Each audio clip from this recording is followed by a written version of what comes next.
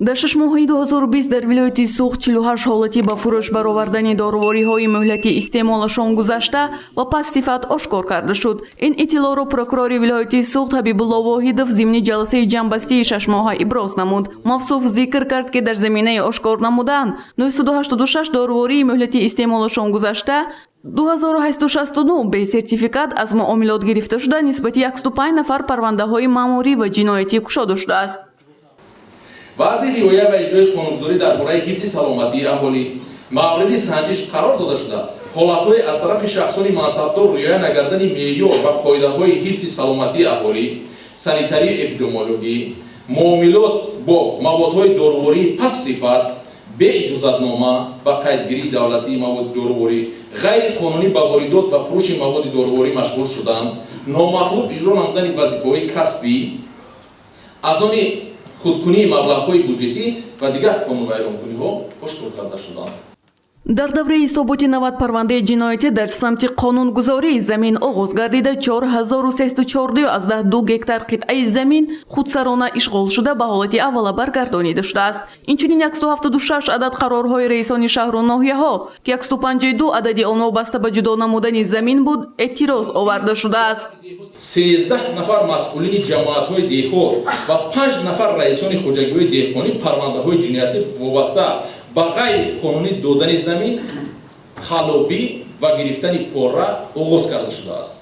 чунончи сармутахассис ҳуқуқшиноси дастгоҳи раиси шаҳри Панҷакен Маҳмудзода дар асоси маслиҳати пешакӣ бо директори фурудгоҳи шаҳр Музаффаров ва шахсони масъули корхонаи давлатии фаръӣ ба қайдгирии молу мулки ғайриманқул бе қабули қарорҳои раиси шаҳр ба 8 нафар шаҳрвандон бар ивази маблағҳои муайян аз ҳисоби заминҳои минтақаи муҳофизатии фурудгоҳ барои сохтумони манзилҳои истиқоматӣ ба ҳар кадоми 600 метри квадратӣ қитъаҳои замини назиҳавлигӣ ҷудо карданд.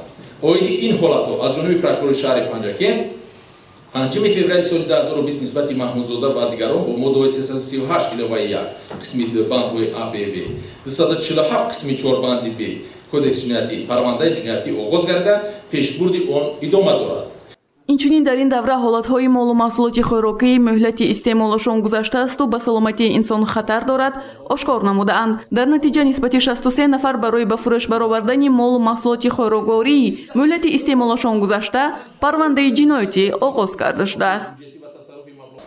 инчунин ҳолатҳои риоя нагардидани қоидаҳои санитарии эпидемиологӣ ошкор намуда 1392 нафар шаҳрвандон ва шахсони мансабдори корхонаҳо ба ҷавобгарии интизомӣ ва ба ҷавобгарии маъмурӣ кашида шуданд.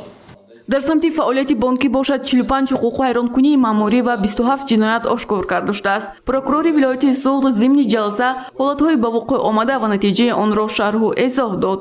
чунончи сардори шуъбаи амалиётии филиали рақами 23 бонки давлатии амонатгузории ҷумҳурии Тоҷикистон амонатбонк дар вилояти Суғд Наимов бо маслиҳати пешакӣ бо кормандони ҳамин бонк Маликова ва Амонуллоев аз хазинаи бонк 4,8 миллион сомониро тасарруф намуда ба воситаи хазинадор Ғафуров онро ба Сангинов додааст.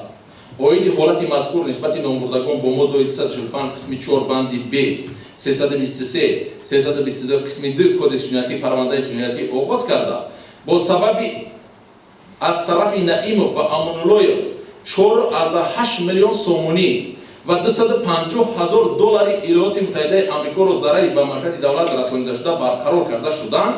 23 декабри соли 2019 нисбати онҳо ба татбиқи қонуни аф пешбурди парвандаи ҷиноятӣ қатъ карда шудааст. аз рӯи таҳлилҳо оид ба вазъи ҷинояткорӣ дар 5 моҳаи соли 2020 ҳамагӣ 2904 ҷиноят ба қайд гирифта шудааст, ки нисбат ба ҳамин давраи соли гузашта кам мебошад. ҳолати кушодашавии ҷиноятҳо 96%-ро ташкил мекунад. гузориши Гулҳаё Камолзода ва Наим Аёбов барои барномаи иттилоотии Хабар.